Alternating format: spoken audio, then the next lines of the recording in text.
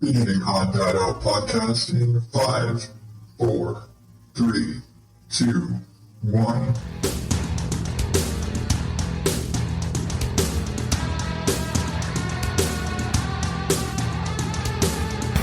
Welcome to the That Out podcast, where normal is not my specialty. I am your host, as always, the really busy this week, Adam Higgins, the That Out.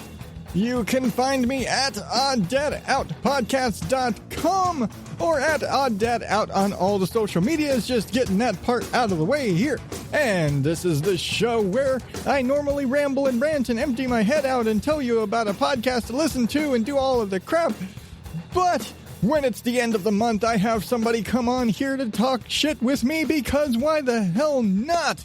And this month, from Drop Tent Media and Nerds with Words and their new Slapstick Sports podcast, I have Adam Nutter, who I have been friends with for a lot longer than I realized.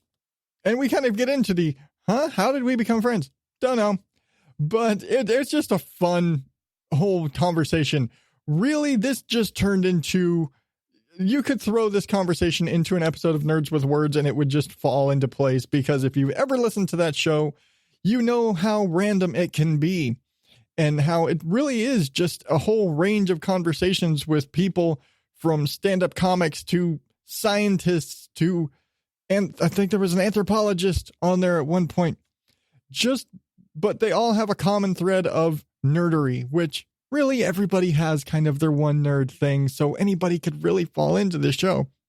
But it's so random, and the conversations go all over, and our conversation today goes all over the place. And I honestly, even listening back through it, had a hard time figuring out how we got from point A to point W. But then again, that's just how I am, so he's really no better. Maybe it's an Adam thing. I don't know. But just a fun conversation all over the place. I am going to kind of pull back the curtain here and let you know that for this episode, for this conversation, I was testing out a different recording system, and it really didn't come out as well as I normally would like. And so he basically sounds like he's on the phone. And for all I know, he actually was, but that's whatever. So anyway, just letting you know, if you are one of those people who are like, man, why does it sound like that? That's just kind of what happens. Anyway, I'm going to stop rambling and get on with the show and the incomparable Adam Nutter. Isn't it really obvious that I suddenly turned on my voice? It just happens. I go from the fucking click to, hey, welcome to the show, and I'm being a douche. It's called professionalism. Neil and I yell at each other sometimes before we start, just for a dumb argument. And as soon as Evan's like, "You ready?" We're like, "Yep." So, really, the big thing, looking back on it, we've kind of been friends for a long time. Yeah. And it's like, I had to start thinking about we've been friends for a while, but also did it all come to be? Yeah. I don't know. Yeah. I also have brain damage, so I don't. Oh yeah, me too. So we're fucked. It's out of my control, man. Like, you and your sports injuries, Mr. MMA, and I was a cop, and I got brain damage. Look, I'm clinical. It's like I just took a baseball bat to the head, whatever. Hey, it's the same brain damage. It doesn't matter how you get it. But it was just one of those yeah, it's been a while. And it's kind of one of those crazy things that because I occasionally think about that. Like, I've got a lot of podcaster friends who I've been friends with for a long time, and I have to start thinking back on, well, how the hell did we first meet again? Because I know, I just assume it's all through just somehow, the podcast world. But like, I don't even consider myself I consider myself a comic who has a podcast. So it's like, it's weird when someone's like, "You're a podcaster." I'm like, I guess. Yeah. It's like, yeah, sure, I guess. But like, yeah, but it's not like what I consider myself. I'm sure Neil doesn't either. Yeah, and I think that's kind of the big thing when it comes to comics is, especially for comics, it's basically marketing.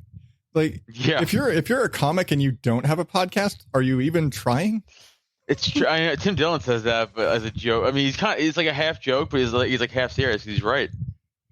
It's things like and the way I heard it put basically was that every comic should have a podcast, if for no other reason than to be practicing. It's just a good place to kind of workshop stories and ideas and material, and like and hell, even especially when with you guys, you're doing interviews and stuff. So that's collecting stories. And yeah, hey, I was talking to this guy and he was like, or whatever.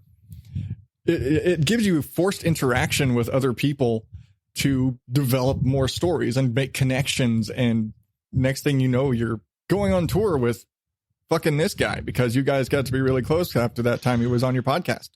Dude, last night I was at a Broadway comedy club in Manhattan, and I was just bullshitting with the host for the whole day.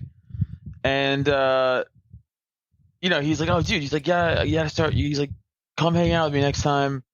He's like, I'll bring you to like the comic strip and I'll get you in there. I was like, thank you, that's what I want. just by hanging out and bullshitting. Exactly. I mean, connections are a wonderful thing because, like, hey, I've made friends with people that know other people, and kind of in comedy and in podcasting, it is very much the more people you know, the better you can do. And because if nobody knows you, nobody's gonna go see you. No one's gonna listen to your show. No one's gonna do the things. So you got to get it somebody, because that's how you kind of you can't grow if people don't know who you are, and you need true. A handful of people to know who you are, and those people have to be nice and go say, hey man, you should listen, or you should go see my friend over here, he's performing over here, or you should listen to this podcast because this guy's pretty cool. Yeah. And I don't know, I feel like kind of me having guests on the show now feels kind of pandery that way, because literally all of my best performing episodes are ones with guests. But well, I mean, yeah, but that's how it usually is, right? Yeah. Like, I mean, episodes that Neil and I just do together, I mean, we definitely get a little less than if we have a guest, because you're bringing in their audience too. Yeah. So, and I think that's kind of what I like about doing the thing about my show and me doing guests.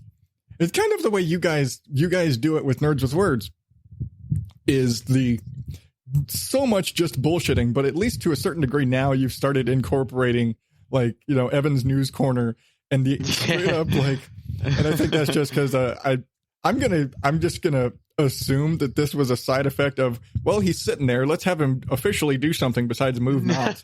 No, that's actually not 100% why we started Evan's News Corner. We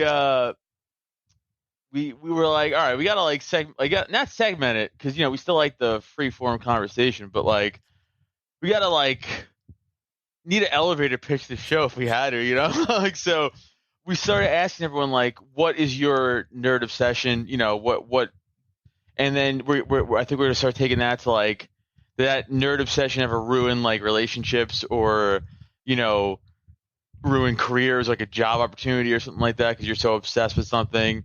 And then Evan's News Corner is just like a fun current event riffing, because I don't know, as comics are like the bullshit.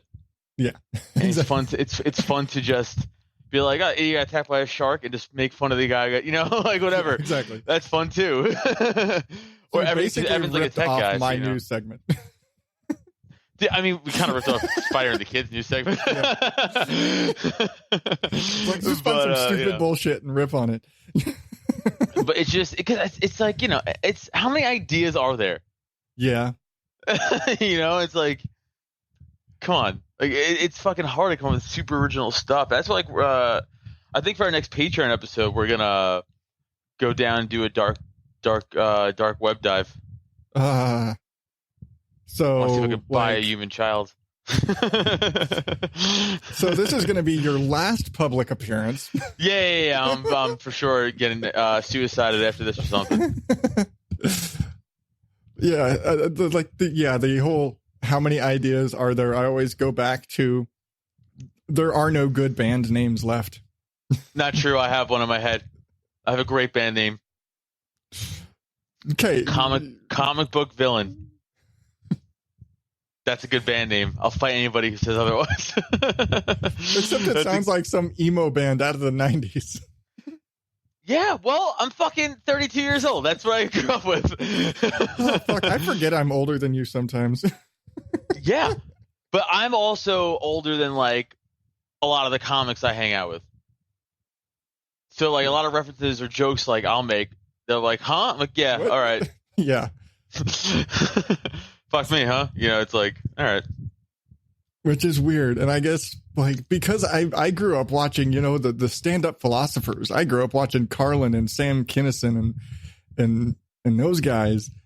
And so in my brain, comics are all old guys with tons of life experiences, not guys younger than me.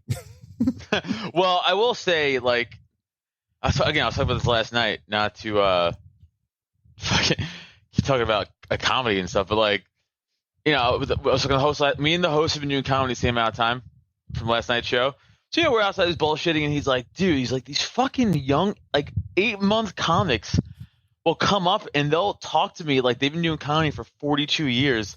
It's like, hey, shut the fuck up. You don't know anything and you're not funny. like they all think they're hilarious. And it's like, yeah, no, you're just not. Like, You're not new. You're not saying anything new. Again, because how many new ideas are there? It's nowadays, I mean, it's got to be hard as a comic to tell a new joke. You know what I've been doing a lot of? Stories and self-deprecating to myself because that's unique to me. It's like a unique story to me.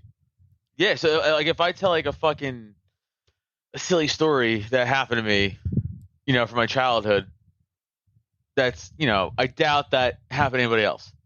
And if it did, it's very unique. So, that's unique to me and I can make it funny and people would be like, that's a weird story. I never heard that before. Like I say, all right, like the story I've been telling recently about, I'm like, my parents did not do a good job raising me emotionally. like my mom, I'm not going to tell the joke, but like the premise is my mom, and this is 100% true. At 16 years old, I was like waking up from like a sleep, and it was like summertime, so my shorts must have been kind of like riding up, like my leg a little bit, and my dick must have been hanging out. And she leaned into my room and leaned out and said to my dad, like, "Hey, Rob, Adam kind of has a big dick for 16, huh?" Like, what? Like, that's not okay. So I mean, then I talk about I talk about like that, and that's like no one has that story, And if you do, then why aren't you doing stand up like me? Because you're fucked up, and you should be telling that story. But so you gotta find shit like that. But yeah, that's I've thought about getting into stand up. Fuck, my dad was telling me I should have started doing stand up when I was 18. I was like, yeah, but nerves and stage fright and antisocialness and that was the thing about all these like young comics I was talking about before, like these 8-month comics. So they're coming in like they're 21 years old, and it's like, hey, what's up? You have zero life experience. I don't want to hear anything you say. Yeah. Because what are you talking about? Like, what are you talking about? Yeah. Like, what have you done? Like, oh man, school was terrible this week, man. Like, cool, I got shot at before, but tell me about your science class. Like, Yeah, exactly. It's really hard being an AP geometry major. Like, fuck like, you, kid. Dicks, dude. The fuck out of here. And even, it was funny though, because for me, that's part of why I started having a podcast in the first place is I'm full of fucking stories about bullshit that happened to me or things I've done or whatever, just because I have a fuck ton of stories from bullshit from childhood, because big ass Mexican family and we did stupid shit.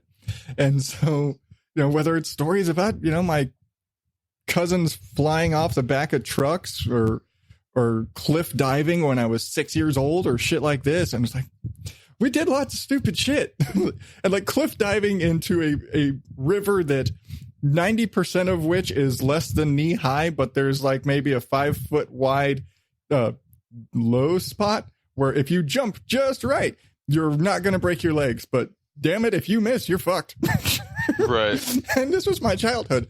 And I tell these stories to my wife and she's like, we are never going out anywhere again. Like, no, I want to take the boys down to the river and we'll go like hunt for tadpoles. We're like, no, never. Like, I've heard the stories you have. I'm not going. The fuck? Yeah, I wish I had better hobbies because my new hobbies are like I go on Twitter now and just because I don't consider comedy a job. Cause I don't have a job. It's comedy and podcasting is my job. Like I don't consider that a real job. So like I'm bored a lot.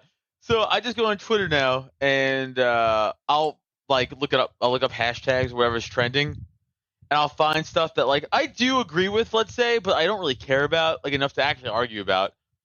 But I'll fucking fake argue with people on Twitter just for fun, and that's been fun for me now.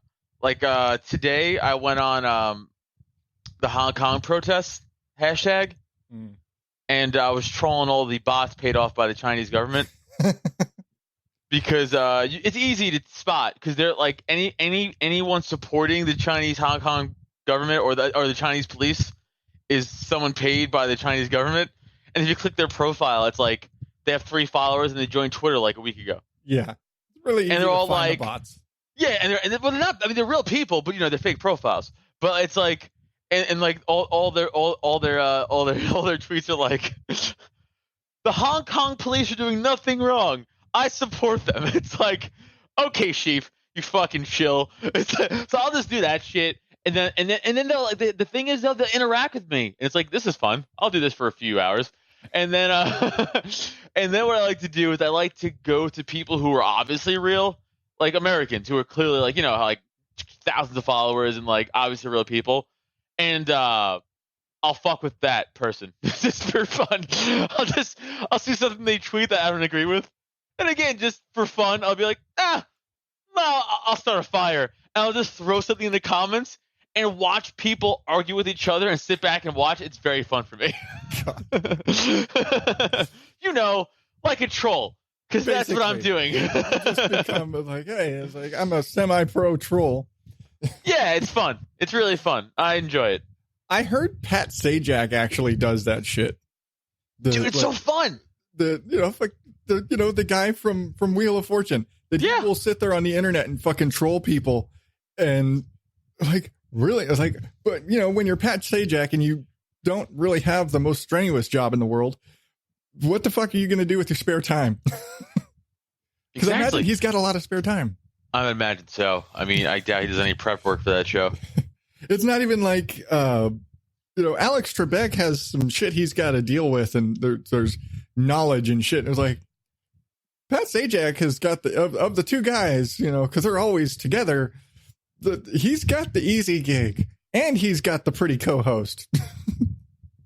Trebek just gets remarks about where's your mustache. Yeah, and does he have like cancer? He's like dying, right? He had like brain cancer or something, but they said he was gonna be cleared and he'll be all right. I could have swore like 3 years ago they said, oh yeah, at the end of this year he's going to retire from the show. And then that just never happened. And I was like, wait. He's like, what do you mean he just signed a 4 more year contract? The fuck? And how hard is his job? Yeah, at this point, he just has to read cards and tell people, yes or no. I'm surprised that it's actually a card, because that was one of the things. There was like a guy who got in trouble basically for breaking the system on Jeopardy because he was playing strategically to where if pick double jeopardies, right? He was just going for double jeopardies. He was shooting for double jeopardies, and he wasn't picking going down a line. He was going for highest dollar values. Which, by the way, then don't make the game like that, you idiots. Like that's what makes it more exciting. But they kind of got pissed at him. It was like he's not breaking the rules, but it was more of he's breaking with decorum. Know what it's like? It's like car counting's not illegal, but we'll break your knees. Yeah. It's like, what? I thought card counting was officially against the rules because it's giving you It's an 1,000% not illegal. That's saying you're smart. Don't be smart. Well, like, it's mechanical card count. Like if you're using something, but if you can do it in your head, it's technically legal. But they will ban you because they can still tell. Yeah. Casinos can absolutely tell if you're card counting in your head. Yeah. And they will absolutely take. Well, they used to in the 80s and 90s. Well, not so much, but definitely in the 80s and shit. They would literally fuck you up in the back. Oh yeah, they take you in the back and they, break your hands and probably, kneecap you. And oh, they fucked you up. They didn't give a shit. Especially the good old days when Frankie and the boys were there all the time, and people were fucking around. They were like, "Oh, you want to fuck around?" Because it was all mob run. Oh yeah. So they would just take you into the back and be like, "You want to fuck around?" And just take a pipe and smash your joints in and be like, "That's what you get for fucking. You're gonna keep fucking around." That's what I thought. Get out of here. The good old days. In a way, bring that back because everything was self-governed, a lot less problems. Things were a lot simpler when the mob was running shit. Kind of was though. Think about it. Everybody knew their fucking place. Hear me out. I'm gonna lose people, but hear me out. You're gonna hear lose me out. people. It's my show. They're not gonna follow me. It's fine. Hear me out. The mafia only fucked with people who fuck with the mafia. Like, they only fuck with people in their entity. Like they weren't just going out fucking with random people. So like if you cross them, you had a problem. Like don't fuck with them. They don't fuck with you. It was run pretty good. Shit, but then you get to see the problem is then they got involved with all the drugs, and then that's when shit got weird with the mafia. Yeah. But before the drug shit, it was running pretty good. They had things under control. The upper level mafia guys were all right. It was those low level street bitches that were sitting there causing trouble. Yeah, like that guy who's shaking down the deli for protection money. That's the guy that you're like, fuck you. Yeah, right. Guy. But the Don was a cool guy. Yeah, there were set rules. Damn it. There were rules. This isn't Nom. No, fucking Big Lebowski. I've never seen it. Ah, yeah, I was like, he's not getting this reference, is he? Yeah, it's one of those things. I've never actually seen The Big Lebowski. There's certain kinds of comedy that I'm not really drawn to, and stuff like that. Like I've also never seen The Hangover, and everybody gets mad at me for that. Hangover might be the funniest comedy, like in like the modern, like when I say modern, I mean like 2000s, like yeah. And up. Current That might be like style the of comedy. That might be like the funniest movie made. It's pretty fucking funny. Step Brothers 2. Yeah. Oh fuck no! Will Ferrell can die in a pit of fire. Oh, you suck. I'm not saying everything he does is gold, but nothing he does is gold. You are out of your mind. The guy has one note. He is no better than the triangle he plays in that fucking sketch. That is his only note. You're crazy. Anchorman, Step Brothers, dude, I could keep. Oh, stop it. All he knows how to do is overact and yell. That's his character, but that's his thing. That's his entire thing. That's his comedic character, though. Except he's built an entire career from a sketch comedy background doing one stupid thing. But it's funny, but it's funny for when it works. If it does, that's what I'm saying. So I'm half agreeing with you. But it's like, funny for when it works. It's like Adam Sandler doing that weird fucking obnoxious voice thing he does. What was that movie he had? 8 Crazy Nights. The one like he used for the grandpa, but I mean more of what is the new one? It was one of the Netflix movies. Dude, he hasn't made a good movie since fucking Waterboy. So like, I liked Little Nicky. I don't remember what order that was in, but I think it was just because it was funny because of all of the references. Waterboy was good. Waterboy was good, and I forget who it was that I heard say it, but they basically said Adam Sandler is really great in a movie if he had nothing to do with making it. All of the movies he writes are really dumb and they're really obvious. Oh, but as an actor, he's actually really good. If he's in just acting, like 50 First Dates, he was just an actor. Dude, that was a good movie. Like, if he didn't write the movie, it's a good movie. He's actually a good actor, but he's really makes dumb movies by himself, and then he throws all of his friends in it. What was it? Punch Drunk Love or Anger Management? Which one was he in? I know he was in Anger Management. I don't remember Punch Drunk Love.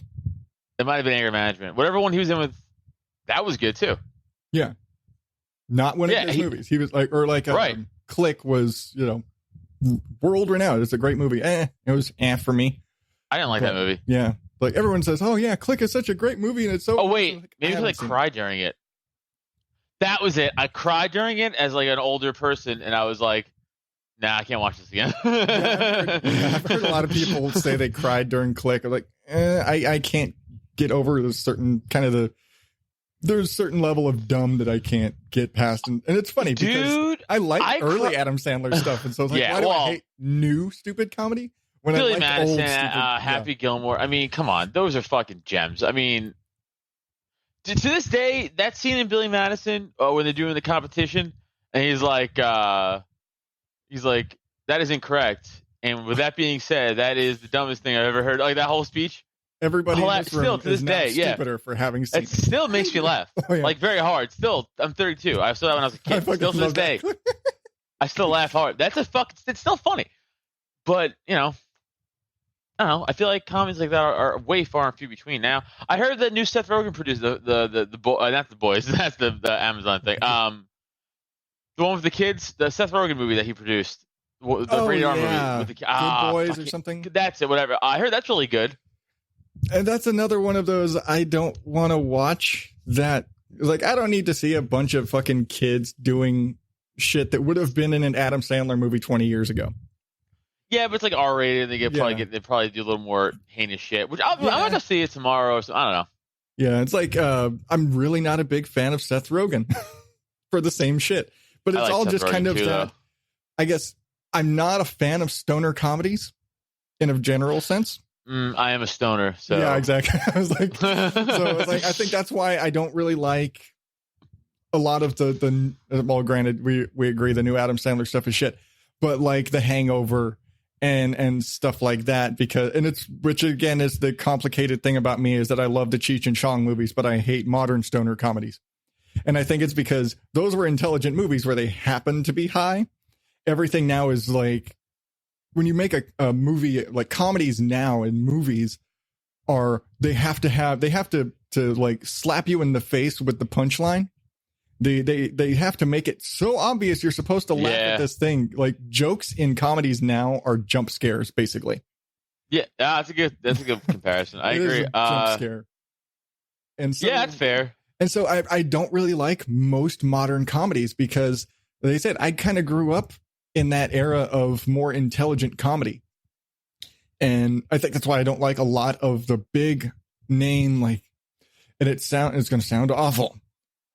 Most black comics I don't like in the modern era because they all play off their whole shtick is I'm black and this is funny because I'm black.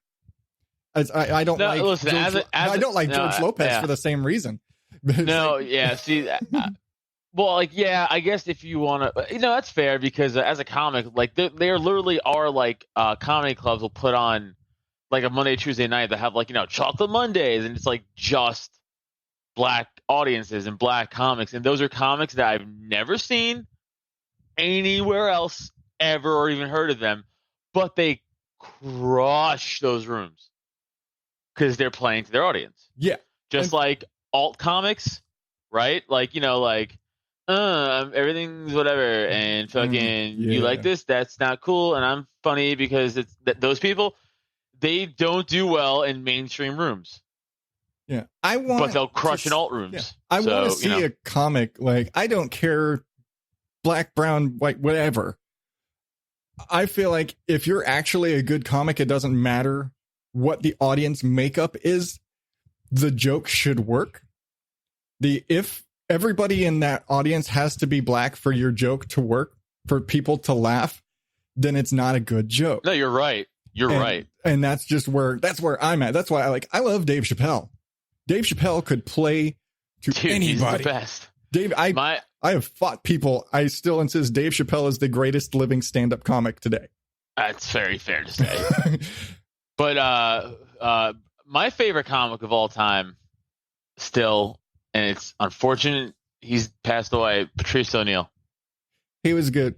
I would say this: anybody who has a few hours to kill, like if they're waiting for a fucking plane or something like that, or a train, go back on YouTube and go listen to Patrice O'Neal on Opie and Anthony back in the early 2000s.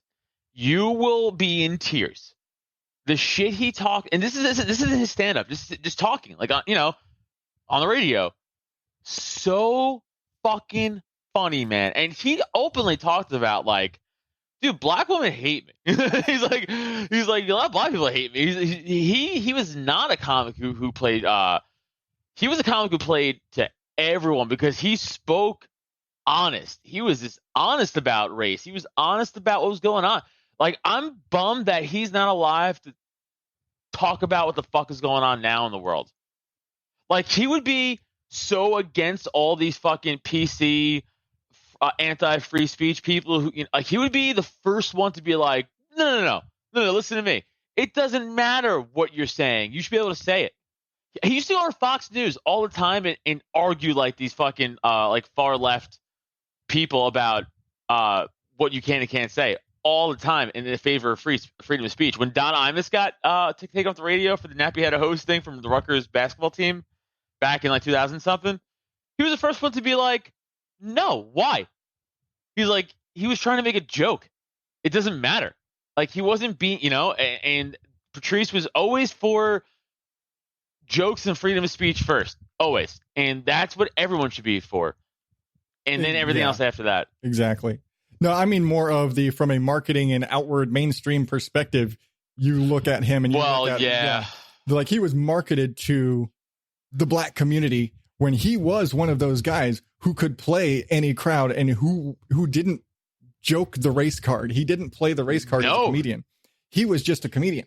And he talked about he talked about race all the time. It was like so funny and so open. It wasn't like that white people do this and black people do this. It was like, brilliant, man. I mean, dude, that whole bit about, like, did you ever hear the Natalie Holloway bit he did on his Elephant in the Room special on Comedy Central? No. Dude, it's fucking brilliant. He's like, what was that white girl who was killed in Aruba? And everyone yells out, like, at the same time, like, Natalie Holloway. He's like, look at this black girl in the audience. She was the first one to yell it out. She's like, Natalie Holloway. But he's like, what was that Peruvian bitch's name who died yesterday? None of you know. He's like, if I ever go out sailing, he's like, I'm gonna take a white baby with me and clip him to my belt. So if I go missing, I know they'll come find me. Dude, like, brilliant. Like, it's so fucking funny. Like, it's so funny. It's just, you don't see, I mean, Chappelle is the only guy you're going to see that from, like that, now anymore. But, like, that's it. Yeah. It's so far and few between, man. It's a bummer. Yeah. And like I said, it's like, that's the same reason I don't like George Lopez. I don't like, it's like, because his entire shtick is entirely like, yeah, white people like him. Why? Because he was on TV.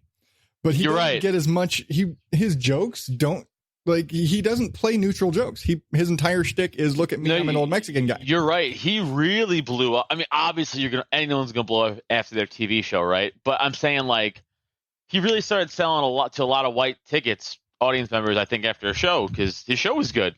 And fucking, there's a white person audience right there, Yeah. I mean, that's the shit that got Nick Cannon in trouble, though, too. You heard why he quit America's Got Talent, right? Oh, I forgot. He did like I don't care. Yeah, he did like a Showtime special. Oh, and shit on them, right? That was it. Yeah. Oh, he was basically saying, like, commenting on how white the audience was, and like they were going to take away his black card because they're like, he was being Nick Cannon, the comic, up there and telling his material, and he took some shots at the fact that because he's on America's Got Talent, now his audience is awfully white and female. Right. And they didn't like that. And they tried to give him some shit. And he was like, oh, yeah, fuck you guys. Then I'm quitting. If you're going to try and penalize me for telling jokes. By the way, I do agree with Nick Cannon on that. Yeah. Yeah, like, totally. Because, like, But I mean, again, I don't know, I'm libertarian, so NBC has the right to be like, well, fuck off. They're a private corporation, so I mean, they could do that, right? So, but at the same time, I don't agree with it, because I don't think your stand-up should be correlated with the show. He's not like on America's Got Talent being like saying that, He's doing it in his stand-up. It's fucking stupid. I hate when all these corporations, they don't realize if they just stop. Like Bill Burr said it. I mean, just stop backing down, and everyone shut the fuck up. Yeah, I was like, come on, just let it. Like you said the thing because you believe the thing, even if you're like, I should have said it that way. Then you could say, yeah, maybe that wasn't the best choice of words, but I stand by what I said, or it was a joke. Shut the fuck up. This Twitter mob is fucking retarded. Like, I had a super fascinating stat. 25%, I think, of Americans, just Americans, are on Twitter, right? 80% of tweets are made by 2% of Twitter users. I believe that. That means all of the outrage and backlash that all these corporations bow down to, 2% of people are making noise. Just go, hey, we hear you.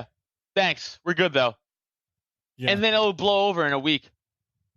Unless you did something really shitty, then apologize. Unless you really did something fucked up, then apologize.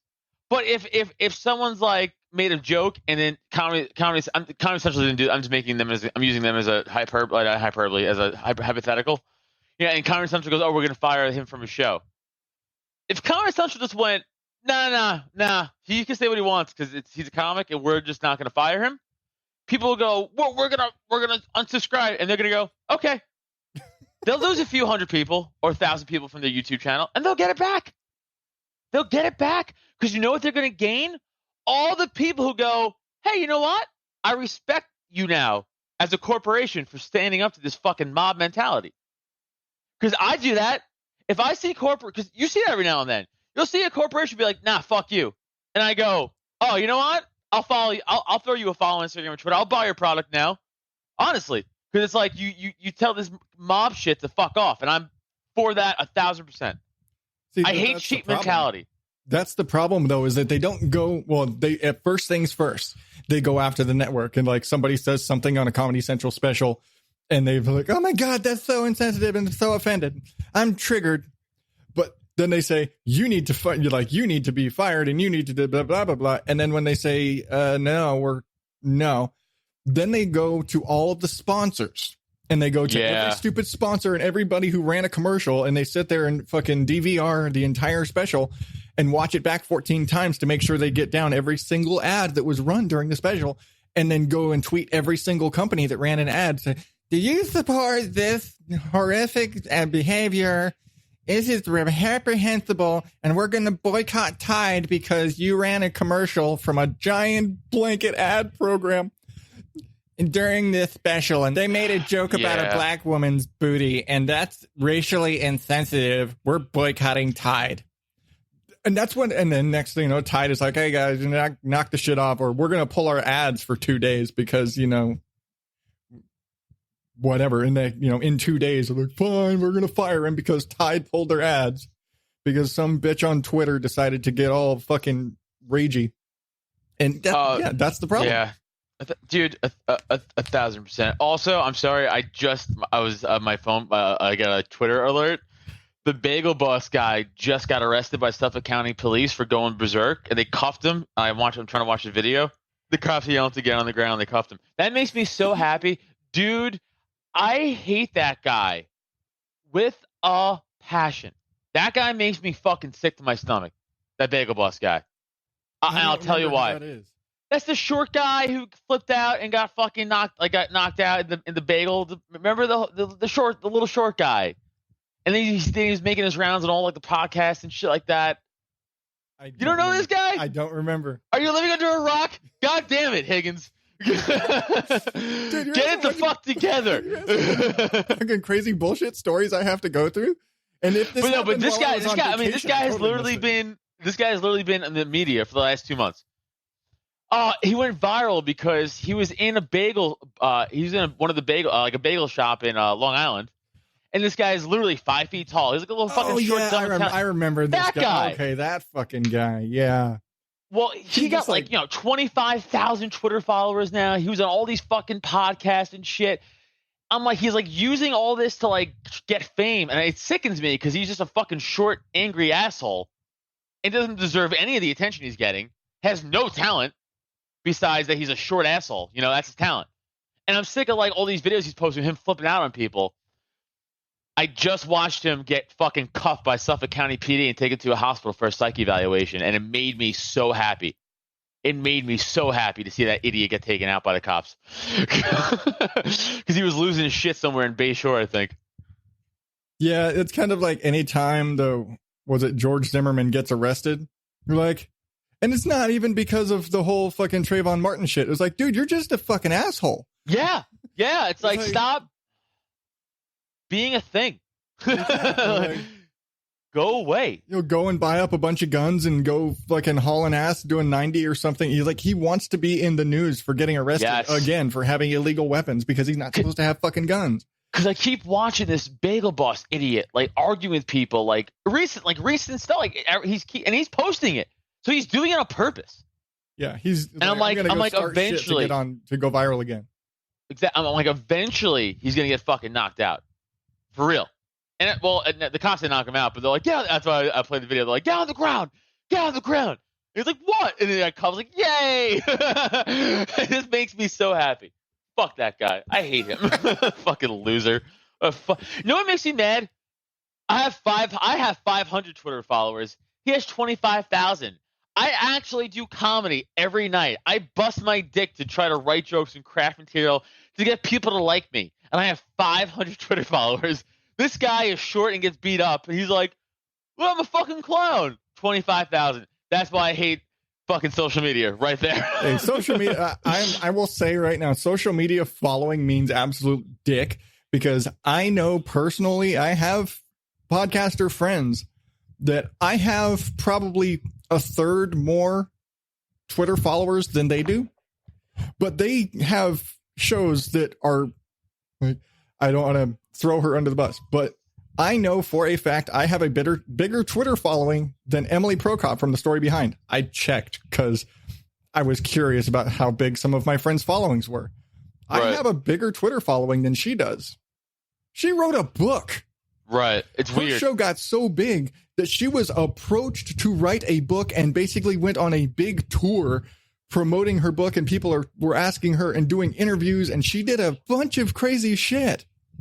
But like all of these things, and there's so much that came from her, just a great show.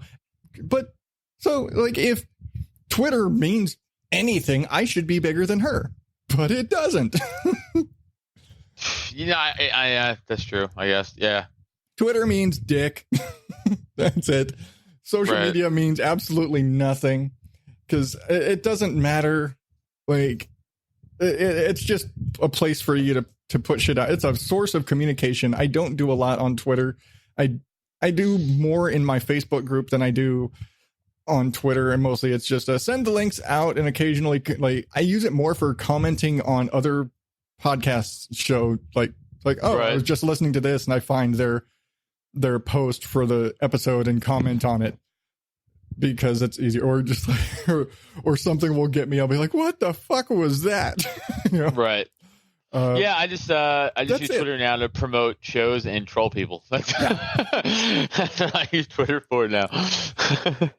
And that makes sense too, because it's like for your sake, especially because it's like it's good for promotion because it's just throwing shit out there. It's like, hey, does anybody see this thing? It's Twitter is putting a poster on the wall on the side of the club. All I do now is tell people to stop being sheep and don't listen to lizard people controlling you, and that's all I do, and I get followers out of that. Follow me on Twitter, everybody, at Adam Nutter, and you will actually talk about the lizard people and the NPCs of the world. Do you know what I ordered this fucking from this Etsy shop from this guy? he makes like these homemade like toys, like figurines, like for display, and it's the lizard person, and it's a lizard person like in a robe. I was like, oh, I have to buy that and put it in, and bring it to the podcast studio and put it next to my microphone. Because I'm psychotic, so Mildly. yeah. I've known you long enough to know that.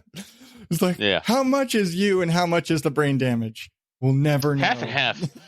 It's half and half for sure.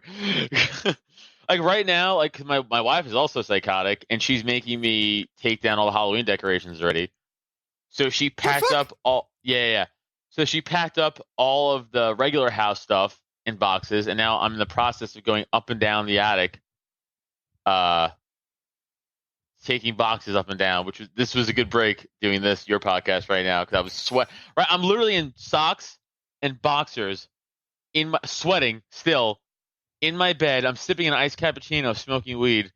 This is a very weird day I'm having right now. And then tonight, because every Monday night I host the open mic in like 15 minutes from my house, which is super fun.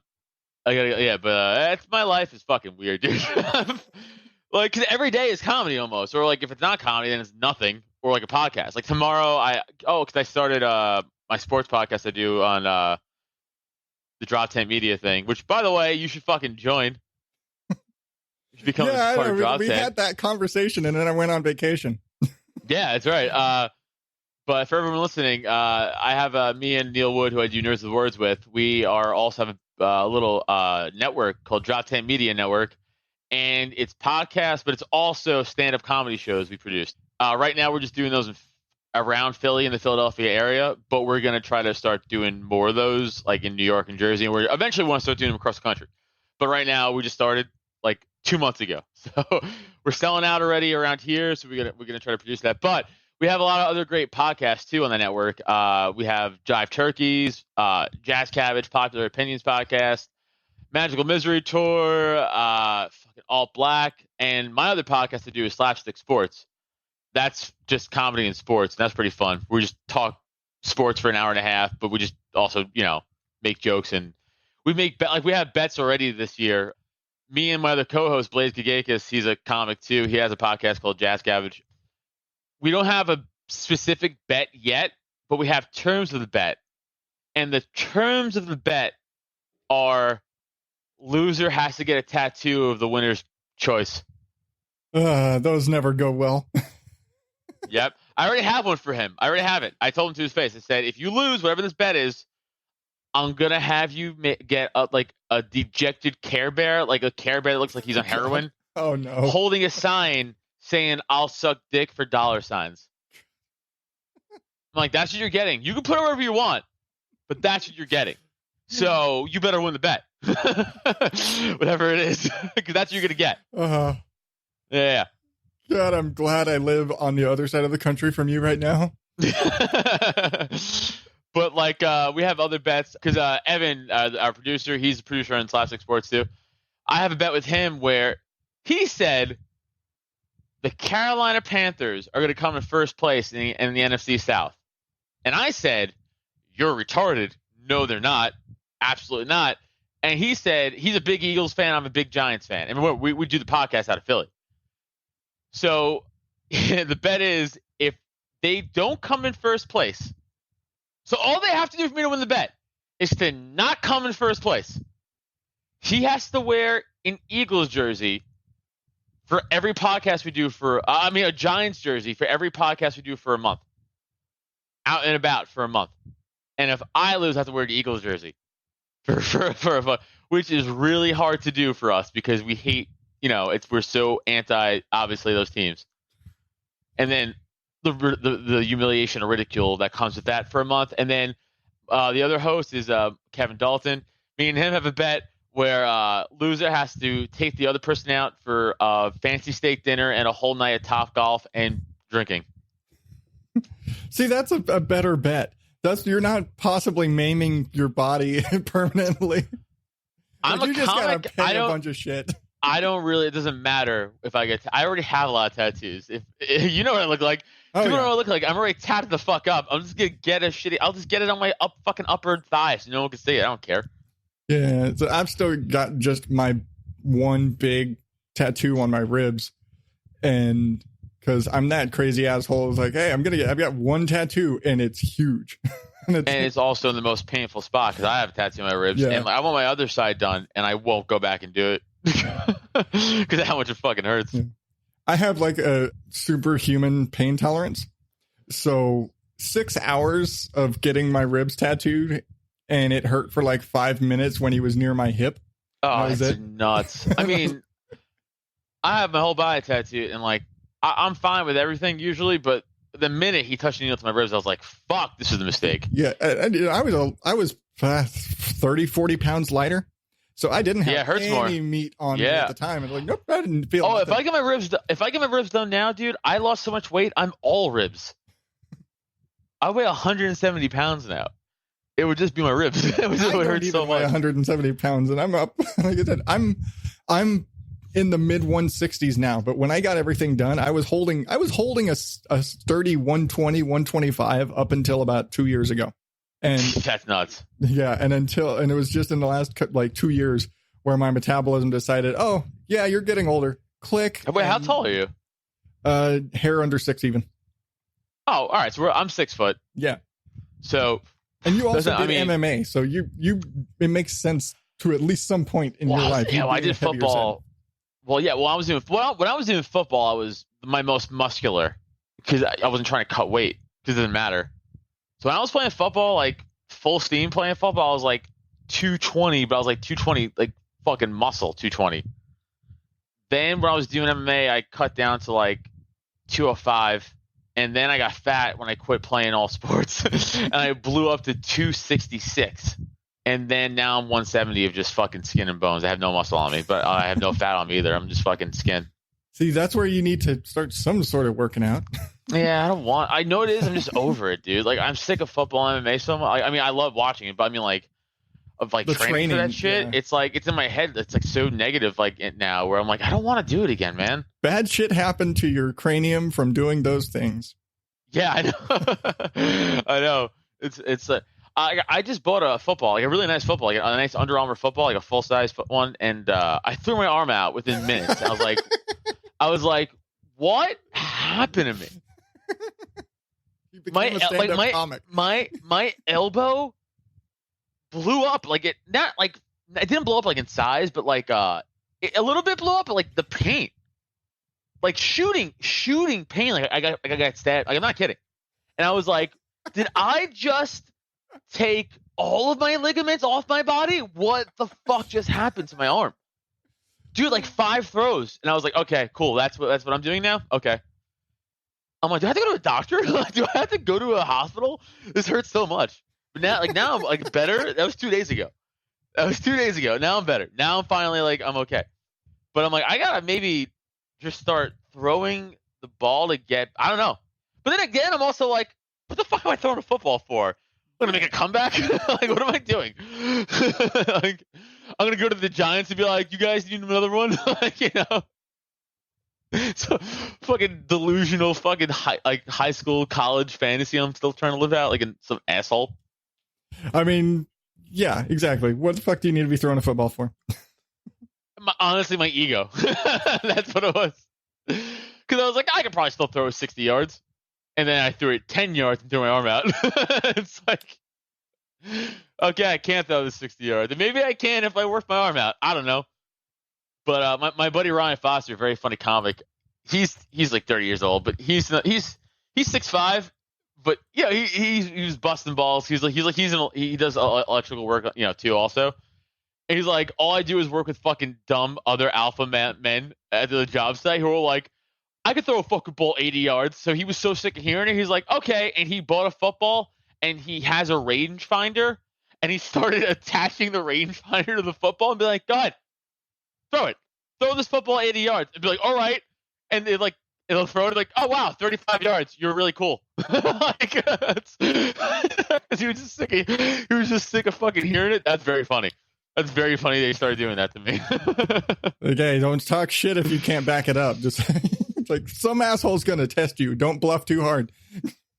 Because he's right. Because like I was like, I could throw a football 60, 70 yards. No, I can't. No, I can't.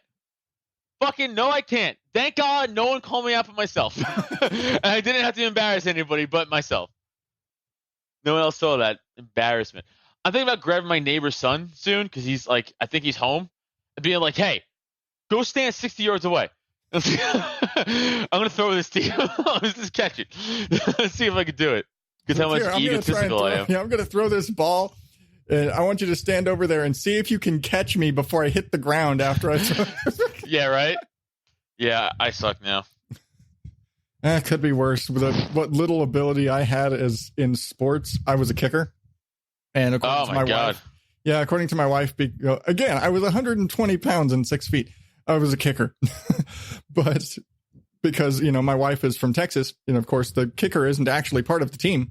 And so I forget what team it was where they actually made the kicker buy tickets to the game. Well, see, what's funny? I would say kicker is actually super important. The punter, he could eat shit. I mean, just fucking go for it on fourth down. Stop being a pussy, right? Like, yeah. But actually, you can win. You literally Super Bowls have been won from kickers. Kickers are very important. Yeah. And that's what I try and argue. But she's from Texas, so that doesn't matter. Yeah, I'm trying to think. Dallas won all their Super Bowls just by winning. They never won on a last-second field goal. Yeah, I wouldn't. My wife and her dad absolutely despise the Cowboys. Who's your team? Yeah, my father-in-law actually, I'm pretty sure if he had the chance would punch Jerry Jones in the throat. Fair, me too. But they're actually diehard Raiders fans. So they should hate kickers because they got fucked by Adam Vinatieri. Yeah, in that snow game.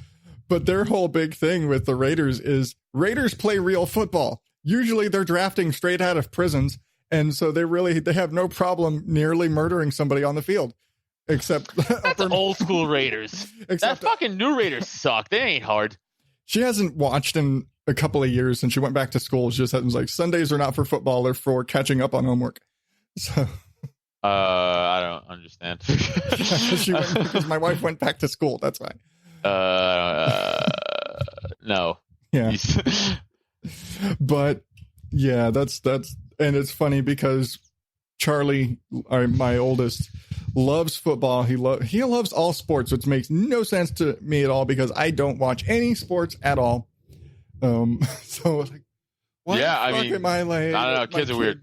And that, like, my wife and I are generally very antisocial. Our theme song, like a good neighbor, stay over there. But our kids in the grocery store or whenever we go, hi, they think it's a fucking parade. Wherever we go, hi, super fucking happy, social. They're like, no, stop talking to everybody. Because they're anti-you. That's why. Yeah. Stop talking to everybody. Get in the van. But yeah, I don't even know. But it's always funny. This morning, he was trying to add, he was like, Dad, is the football season, does the Raiders season start already? I was like, I don't fucking know.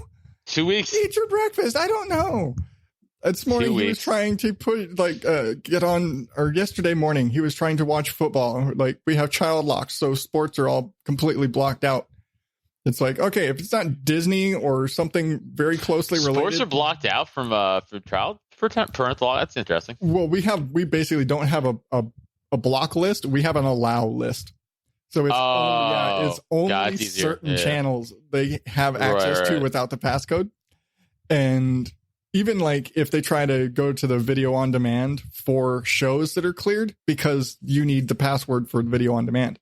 So like if it's not on broadcast TV within the hours of 7 a.m. and 11 p.m., because outside of those hours, it also locks out. And so, and on these specific channels and these specific ratings. So if there's a PG-13 movie that pops up on Disney for whatever reason, then that's blocked out, even though the channel is technically allowed. Shit like we put in so many parental controls because they were going around watching shit that they shouldn't be, or getting on YouTube or watching shit on Netflix, which is built into our cable box. And that we're doing all this stuff like at 6 a.m. We're like, all right, no, fine. You guys aren't going to be able to watch TV until you're supposed to have left for school 10 minutes ago. Yeah. So shit like that, like they can't. So they're not sitting up watching TV when they're supposed to be getting ready for school. and things like that. That makes sense. Because they used to do that. I'd get home from work at 3 a.m. and they'd be sitting, like, I'd see two of them on the couch and it'd be on some bullshit. I was like, no, you're not supposed to be out here. You're supposed to, like, yeah, you're asleep now, but you should have been in bed. You're out here watching shit you shouldn't have been watching. Dude, I wish I could just. I'm thinking about going back to putting these boxes in the attic right now. And I'm like, fuck, I'm really miserable. Like, I wish I could just fucking sit down and watch cartoons, man. I don't want to. I'm so mad I have to finish this chore. I'm legitimately mad at my wife, like a child myself. I'm like, I don't want to put boxes in the attic. I don't even like this holiday anymore. I'm fucking something stupid. Yeah, we just threw down $200 on more Halloween decorations, or for our sake, it's just decorations because as far as our house goes, like, all of our decorations are Halloween stuff. Constantly going to the Christmas tree store, Home Goods, and bringing back stuff. I go, hey, Steph, we don't have a mansion, so I don't know where we're gonna store all this because we can't. So throw it out, throw some shit out. Oh yeah, we know. Like, this is our last Halloween in this house, where we can buy more stuff, but we don't have anywhere else to put stuff right now. So we're like, all right, next house, we have to make sure we have enough room for all this stuff and anything new we're going to buy to put up on these shelves. Like, I have to rearrange everything to just get like, oh, we just got the new candelabra and we got 2 more skeletons and we got this here and this. That's our normal everyday house decorations. We don't. Yeah, we're those guys. I mean, here's the thing, though. It's like she only decorates for Christmas and Halloween. I remember the stories. Yeah, right. But it's like from like September to January. Yeah, like straight. And it's too much. It ruins the holidays for me. I'm not even kidding. I remember like the episodes with you and Greg where you're sitting there like bumping your head and shit on decorations. Yeah, and spiders. I'm so happy we have a studio now. It's fucking sweet. Yeah, doing your YouTube live shit, and that's also way easier. Guys. Yeah, I find this easier, but I also am an editor, so you know that's what I do. Yeah, so exactly. This is right now. Talking to you is actually my break from working on another show, and it's a first episode for the show, and so it's a lot of the little detail of the sound design stuff and the getting the music cues set up and building templates and doing all of the big first beginner behind the scenes stuff. And so it's getting all that stuff lined up. And like when you're given a piece of music and you've got to find, okay, this is the part that's the intro, this is the part that's the end, and this is the part that's the bumpers between segments, and cutting it up and lining it up and fading it just right and all that shit. And I'm going to say it, and it's because he said it, I think Neil said it himself on, it was the episode from last Wednesday for you guys. Oh yeah, the music just blunt stopped. Oh, and yeah. And I remember it was like there was those things when because I haven't worked on your show since I went on vacation because y'all just stopped sending it to me. No, because we're making him do work for no reason. We're like, we could just cut out the beginning and we started putting a foam in the studio to make it less echoey. Yeah. And we're like, we're making him do this literally for no reason and for free. Like, we're just going to stop making him do extra work because, like, we'll just cut it ourselves. It's whatever. It will sound shittier, less quality for a little bit, so we foam it out completely. Evan's working on that. Yeah. That's why. It was like, we're just making him do work for no reason. Yeah. So for me, it was like we just stopped. It was like when y'all started playing the music in line and it comes in the recording, I'm like, oh, you motherfuckers. You realize how much more work it is now for me to sit there and, like, I would trim off the music from what you would send me and then lay in my track and then fade it over so it would blend away the blunt cuts when you would turn off the music. I know. And then I'm putting it on the end. It was like just a little refinement shit like that. It was like that's the fun stuff. That's what I like doing, is doing that sort of bullshit. But it's like I have to make this match up to the audio level. It's like, oh, you had the music really loud this time. Now I have to match that, and then I have to blend it out. Yeah, that's also the thing with doing live stuff too. It's like, well, that's a thing now. It's like, oh well, what are you gonna do? I mean, whatever. If you're gonna stop listening to the podcast because of that, fuck you. I don't want you as a fucking listener anyway. Then I was like, I'm sorry, the audio, the post production isn't as refined as it used to be, but and it's not even post production. We're going live. Like that's it, man. Evan accidentally fucked up. It was an accident. We joked about it on the show. Like, if you know our show, like it's fucking 2 comics. Like, what do you want? Like, we're not fucking, that's what I'm saying. We're not podcasters. We're comics who have podcasts because dude, what do you think we do before and after shows and during shows if we're not on stage? We're doing that, but no one's around to hear it. We're just like, hey, your fucking shirt's stupid, and what do you mean you like this person politically? You're retarded. Like, that's all we talk about. Like, like, it's all we do is like, Eagles suck, fuck you, Giants suck. Hey, you're fat. You look like garbage. Wear better clothes. It's like, hey, you're ugly. That's all we talk. Like, all we do, make fun of each other or just riff on other comics who behind their back. Talk about the comedy scene. Talk about fucking nonsense, conspiracy theories. But no one's around to hear it because it's just 7 comics in a group or 4 comics in a group smoking weed, drinking beer outside of a club, being crazy. And we're like, we should record this. This is interesting, right? That's all it is. We're not podcasters. Like, we're not like it's funny to when I say funny to me, I'm not like insulting people like you or anybody else who who are like sound quality is like, but like I think of like people who have like those true crime serial killer podcasts, and they sit down and like they have this dedicated like story arc they tell and this research, and I'm like, I'm smoking weed during my podcast live, like, this guy's dick is stupid. And it's like, I get the same amount of listens. It's like, there's an audience for everybody. It's so funny. I know, but it's like, I'm not disparaging them. I'm just saying it's so funny because they're like, I'm going to put research time and I have to make my podcast voice. I'm going to put music. I'm going to interlay a beautiful fade out. We're going to take me hours and, weeks worth of research for an episode. I'm like, what are we doing? Our guest bailed? Fuck it. Whatever. We'll just go without him. Like, it's so chaotic, and it's like, it's just funny to me. That image is funny to me. Someone's at home, like, writing research, and we're like, what do you want to talk about tomorrow? All right. It's just funny to me. Like, that overlay is funny to me.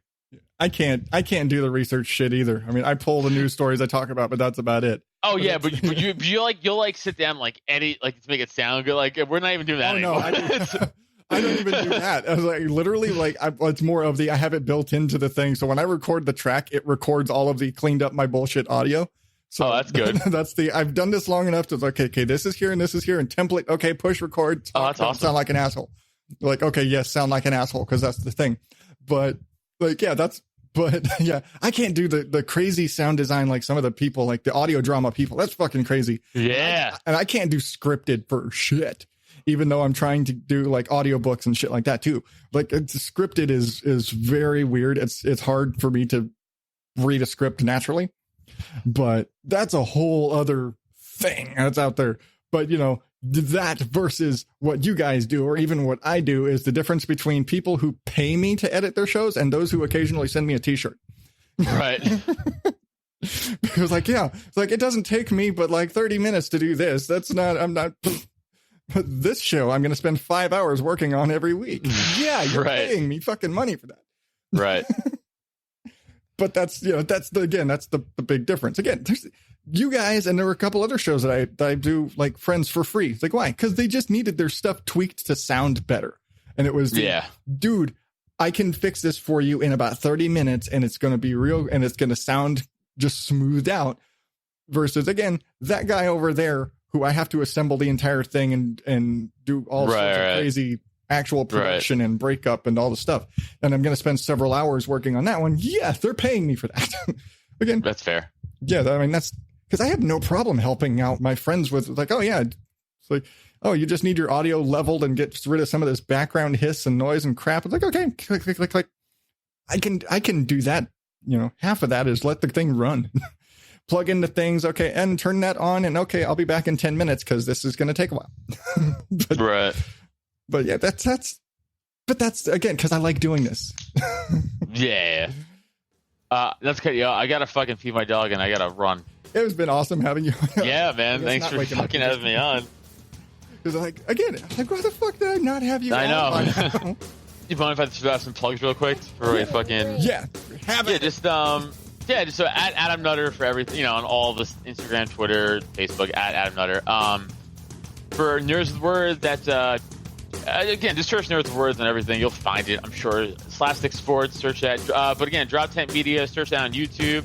Nerds Words on YouTube is separate from the Drop 10 on YouTube. So please subscribe to our YouTube page for Nerds Words. That's separate. And show dates I have coming up, the only two I have off the top of my head are September 7th at the Laboratory in Hatboro, Pennsylvania at 8:30 p.m. and September 19th at the Pop-In in Chalfont, Pennsylvania. You can get tickets at nerdswordspodcast.com. Thank you again to Adam Nutter for popping in here, especially on short notice. I think I asked him like maybe 2 days ahead of this. But it was so awesome. It was so great. And again, it's one of those things. Why the hell has he not been on here? Because we've been friends for so long. But anyway, links to all of the places he mentioned are going to be in the show notes at odddadoutpodcast.com, along with all the places where you can find me at odddadout on Facebook, Instagram, and Twitter. But if you really want to catch me, consider joining the Oddballs Facebook group. Of course, the link is in the show notes as always. That is the most direct, closest place you're going to find me. That's the place where I'm the most active. So enough rambling. I'm out of here. And until next week, Oddballs, thank you and good night.